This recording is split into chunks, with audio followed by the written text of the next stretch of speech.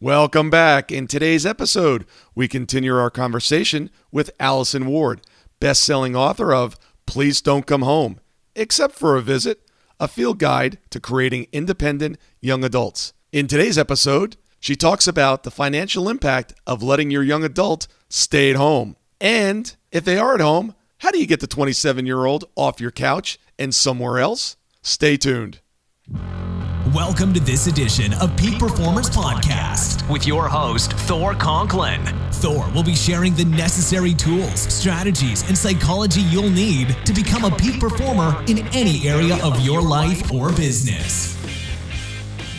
Thor Conklin here. We give you the tricks, the tips, the tools, the strategy, the technology, and the psychology peak performers use in order to get more done and execute at the highest level. If you know what to do but struggle with getting it all done, or simply want to raise your game to the next level, this podcast is for you. Sit back and enjoy.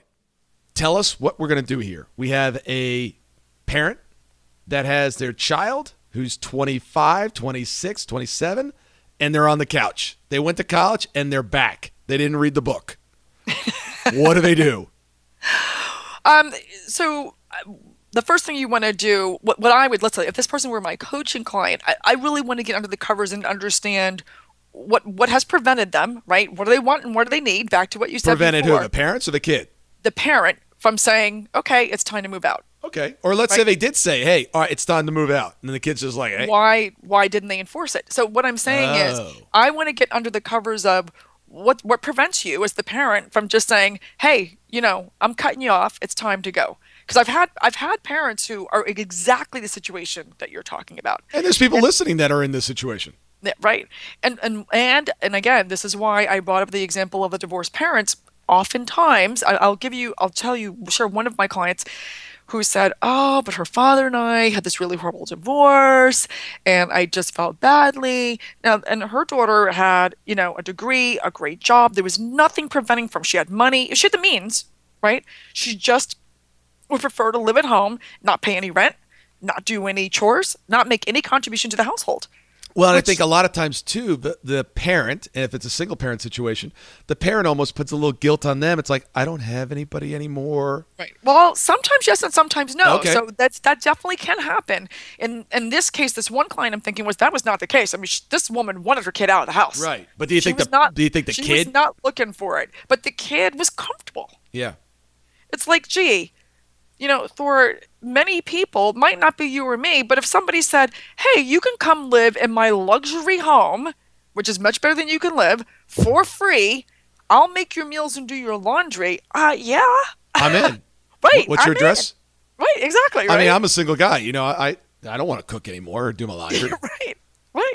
Right. So, and oh, by the way, there's no strings attached. There's no, you have to do, there's none of that. Who's not going to sign up for that, right? Yeah. So it's really the parents who need to step up, and I'll be honest. I mean, I always say this, it is nobody's fault but the parent's fault and you're in that situation. It's not the kid. So, what you want to do is you want to get real with yourself first, right? I mean, really, you really got to have a heart-to-heart, have a gut check, right? And really think about whose needs are you meeting by allowing your child to do that. That's the first thing you want to do. Once you've kind of gotten under the covers of that, then you want to sit down and have a heart-to-heart with your child that goes something like, you know what? I goofed. I goofed. I realize now that by allowing you to live here and, live on my couch, not contribute financially, not have an expectation that you have a job, I'm cheating you, right? I am cheating you from the same things that your grandparents, my parents, right, allowed me to do and allowed me to have a sense of pride of my accomplishment of doing those things. So, that's the second thing you want to do, right? Just go in and it's a mea culpa. I goofed, right? But we're going to stop that today. So part 3 is now we're going to put a plan in place. Now we're going to put a plan in place that says you have, 30 days, 60 days, 90 days, whatever the appropriate amount of time is given for their situation to find new housing. I can support you in this way, and I cannot or will not support you in this way. And so you put a plan in place and you let them know that you're serious about it. And like any other, right? You've got business owners as your audience. So those business owners, if they were to put a new plan in place and work, right? If they were like, say it was a 90-day plan, or you had an employee, right? Yeah, it's kind of like an employee that's not working out. Exactly. You're going to put them on a 90-day performance plan. And in 30 days, what are you going to do? You're going to check in with them. Give them a pink slip. Well, you're going to check in with them, right? You might, if you give them a 90-day plan, in 30 days, you're going to say, yeah, okay. Right? Here's where you are. All right. This is what you needed to do by this date. You tell me, how are you on track? Are you on track to leave in 90 days? Great. Keep on keeping on.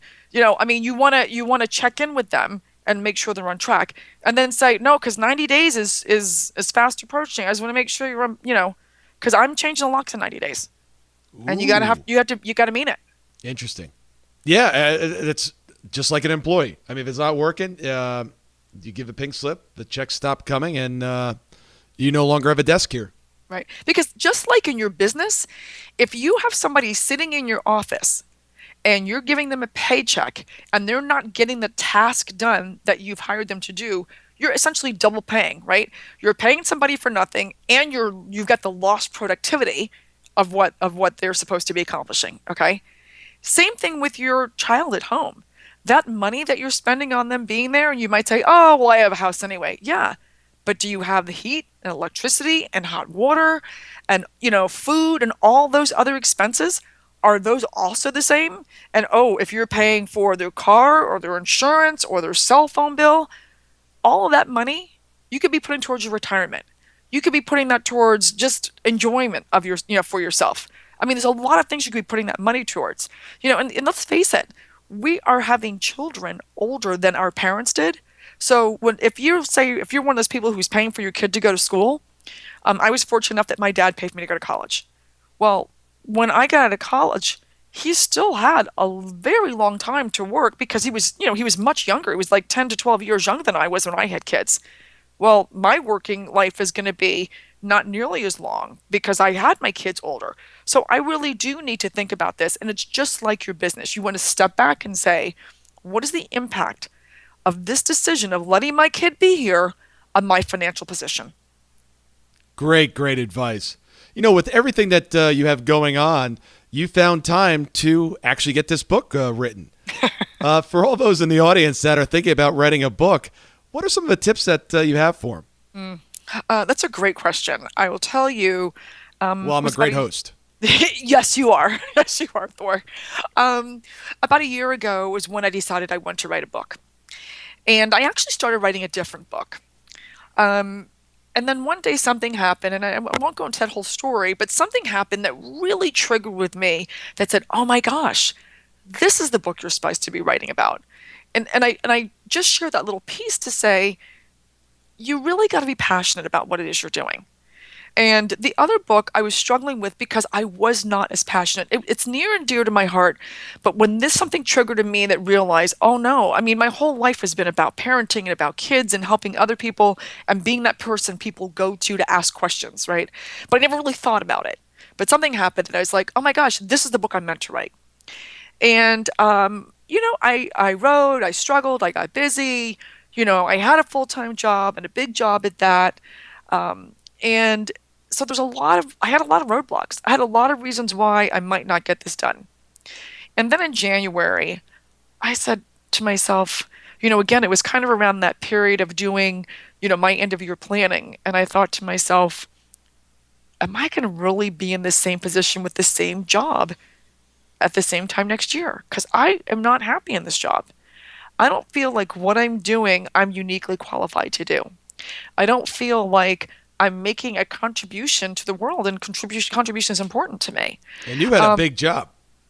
Yeah, I had it. Yeah. I know what that job was, and it was a big, well-paid job. Yes, I did. And so in January, I got really serious. And I started, this is the other thing too, I was reluctant to ask people for help. I always was.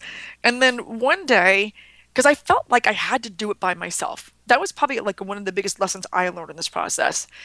And I was sitting talking to my husband one Saturday afternoon, and I was frustrated with what I was doing, and I talked to him, and he gave me an idea for something that kind of just was that little pebble loosening the log jam. And I'm like, oh. And I thought, wow, that was really helpful. Maybe I should talk to him more often, about this topic. And then I started asking people for advice. And what came out of that was I started using, and you perhaps have used them before, Thor, but I started using a mind map. And that was to lay out my book. Somebody gave me the advice.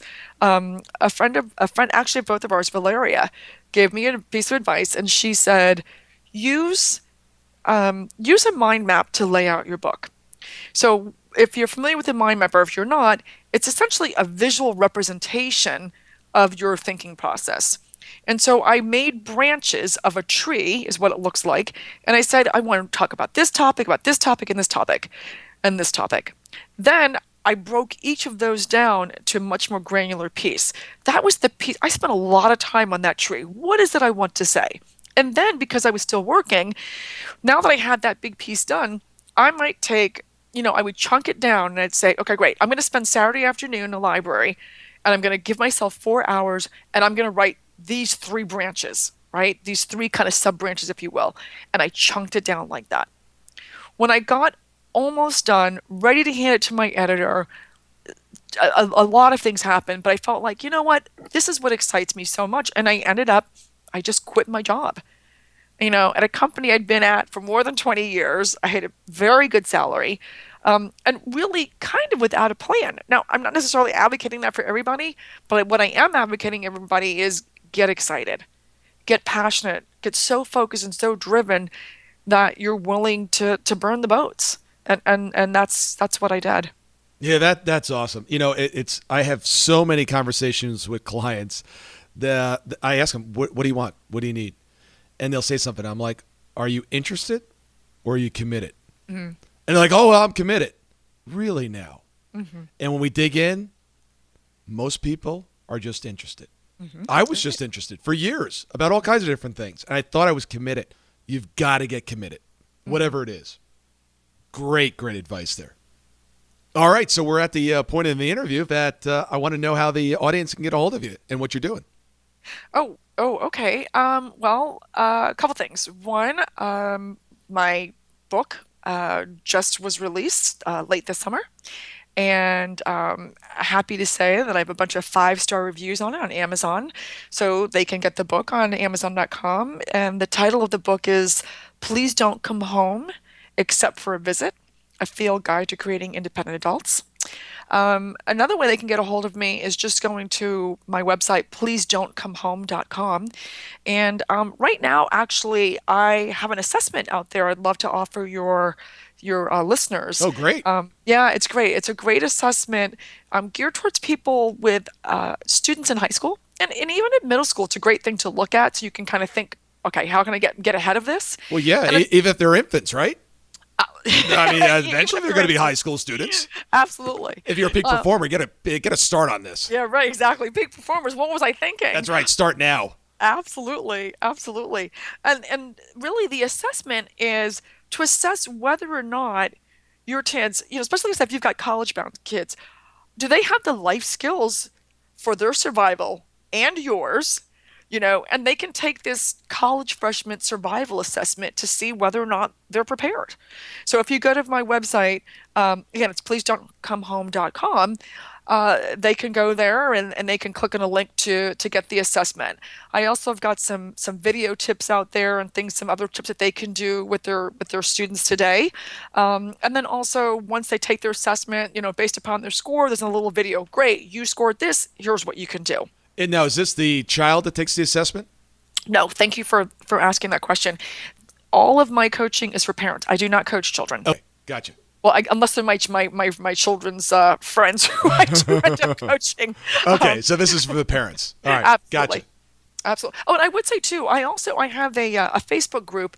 If this is just a topic they're interested in, I welcome to join us on Facebook. Just look for the group, which is called Creating Independent Young Adults. And just ask to join, and I've got all kinds of resources and topics and information out there, and a dialogue on doing just that, creating independent young adults. I've heard some great things about that group, by the way. Oh, thank you. Thank you. I've got a couple of real active people and I love it. I've even got some dads who are really active too. I've got a couple dads who are really active and I appreciate that. Because sometimes they can be silent, and they are not silent on my page. Great. Well, we are at the point in the interview where I'm going to ask you 12 questions in rapid fire succession. Okay. Can't get that word out. And you're going to have 2 minutes to answer the questions. And the reason why it's only 2 minutes is because peak performers, if they have something to do, they don't put it on their to-do list. They just knock it out if it's 2 minutes or less. Are you ready? I am ready, Thor. Excellent. Your top priority in life? Oh, my top priority in life is being a great role model for my children. Person you trust to tell you the truth about you, even if it's hard to hear. Oh, my husband. Name the one decision in business you wish you never made. Oh, wow. I would say the one decision was staying at my previous employer for so long. What time do you start your day? I wake up about 5:45 in the morning. Most useful app you're currently using? I have an app which is it's a gratitude app, and I can't think of the exact name of it right now. But I would say it's a gratitude because it reminds me at the end of the day, no matter whether it was great or not great, there's always something I could be thankful for. So I have a rule that I fill that out every night before I go to bed. Oh, that's awesome. So just look on the App Store and find something under gratitude. Yes. Great idea. Most meaningful book other than your own that you've read? Oh, it's on this topic as well. There's a book that came out actually as I was just trying to understand the lay of the land, the competition, if you will. There's a book out there called How to Raise an Adult and Break Free of the Overparenting Trap. And the reason I recommend that book, which some people might see as competitive, is that the author does a really great job of explaining why we overparent the way we do. That's the first section. And the second section is what is the negative consequences of doing that? In fact, I like to think of my book as a companion to hers because I really do much more of the how-to. So given that, here's what you need to do. But I love that book. And in fact, I give it to my friends who have young children. Oh, that's great. Most impactful speaker you've ever heard, and what did he or she say? Wow. That's a tough question. I know so many great speakers, but I think I will have to go with Tony Robbins. And the thing that I love about Tony, I don't know, I've obviously heard him so many times, Thor. But I think the thing that he said that sticks with me is one, how he tells the story and how he communicates his message. And I was always raised to believe that communication, and that's a skill that is really almost more important than any other skill or academic learning that you could have. So he does that better than anybody. Yeah. And then I think that if I had one story I would say that stands out to me, it's the 2 millimeter difference. Yeah. It's, by getting up a little bit earlier, by changing one habit, by writing a book, whatever it is, because that, getting up 15 minutes or 30 minutes earlier is really a 2 millimeter difference. But what you get compounded over time has a huge impact on your life. Absolutely. The compound effect is amazing. And matter of fact, that's a great book by Darren Hardy, The Compound Effect. I know it. Name the skill you are most proud of. I would say it would have to be around communication. And I would say I'm the person that they used to call in work, and even in my family life, to have the tough conversation. To have the tough conversation or to deal with the difficult person. I'm able to quickly build rapport and accomplish whatever the goal is there, and make the person feel good in the process. That's awesome. That's a great skill to have. That's a skill that took me a long time to learn. Yeah, me too. And I was bad at it. I really was. Well, the thing is, though, and the thing that it's interesting you say that because oftentimes, someone will say, "Hey, can you go talk to so and so about X, Y, and Z?" I'm like, "Yeah, I could." I could, but I won't. And you too could learn these skills, right? It's like I didn't just wake up one day and know how to do this. I made a huge investment in my skill development so that I could do this. Yeah, and I had a belief that I didn't want to hurt the other person, and I needed to make that shift that by not telling them, that was hurting him. Absolutely. Yeah, and that took a while. Number one thing you'd like to learn in the next 6 months? I will tell you, the thing that I have been learning and I continue to grow in, and I want to get even better at it. As a single mother for so long, I had a really tough time letting my husband take care of certain things. And he's just such a great caretaker of me. And it's just like the smallest things that I just was so accustomed to taking care of. And so even when I decided to quit my job, I wasn't really at the point where, my business was fully on its own. I was standing on my own 2 feet. And for the first time in my adult life, or from the time that I left my father's home, nobody has ever taken care of me financially before. And he has stepped up to do that in a way that, frankly, I was uncomfortable with. And so I had to say, you know what? It's okay. He wants to do it. He's willing to do it. He has so much confidence in my mission. So allowing him the space to do that, because really, if I wasn't, especially when he wanted to do it so much, I'd be robbing him also. So the learning for me is acceptance. And it kind of goes back to what I said before in terms about acceptance from help from other people. Awesome. The one thing you were told that turned out to be the most true. Oh, my mother told me years and years ago that I should go into sales. And I tell you, Thor, the idea of going to sales scared me. And I did not want to do it. And I put it off for years and years and years. And when I finally got into a sales role, not only did I excel at it, but I loved it.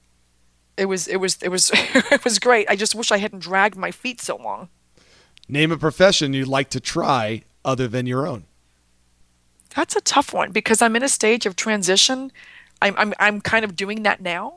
After leading a large team in sales and marketing, and now speaking and serving as a coach and being as an author, I would say that I'm doing that now. Awesome. Your favorite thing to do when you're not working? My husband and I, we have a lot of land, and we love nothing more than to sit on the back deck and enjoy one another's company. Have some great music on.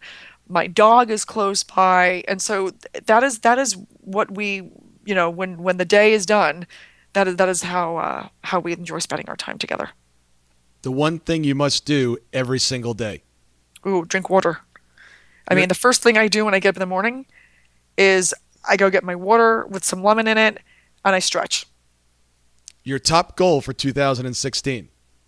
My goal, my big dream, is to empower 1 million+ women by guiding them to their natural leadership strengths and abilities, because women have the biggest impact on the future generation. And I would say women, really I should say parents, not just women, but parents, because, so many men I've been able to work with as well.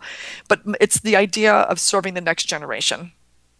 That concludes the rapid fire execution round. For you gentlemen out there, you will note that the women don't complete this in 2 minutes.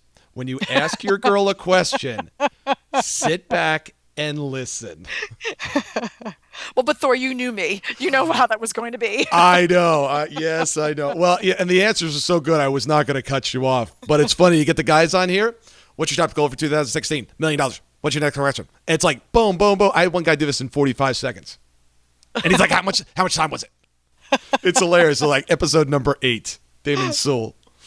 But that was great. Thank you very much. So my last question for you before I let you go. If you have 90 seconds to leave your kids some advice, what would you tell them? Trust your instincts, and it is all going to work out. Terrific. Well, you've been absolutely an amazing guest today. Thank you very much for your time. Definitely go out there and get the book, and we'd love to have you back when you do the sequel. That sounds great. And thanks for having me today, Thor. I appreciate it. Thank you. Are you truly living your potential? Are you getting the results that you need, want, and desire? There was a time in my life where I was not, and I needed answers. For the last 16 years, I've been obsessed with the question of why some people achieve massive results and others do not.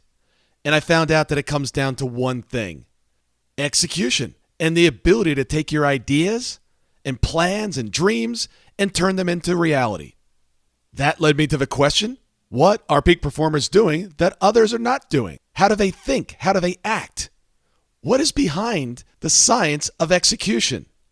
I have now uncovered the secrets to the science of execution, and I want to share them with you. I have an intensive 3-day event called the Business Execution Summit. If you are truly committed to taking your game to the next level and mastering the science of execution, the most important skill that you will ever acquire, simply take your phone and text the word BE Summit, one word, to 41411, and I'll send you out some additional information on our upcoming event. Thank you for listening. If you haven't already done so, please head over to iTunes and subscribe to the show. Also, please share this with family, friends, coworkers, or anyone that could benefit from this information.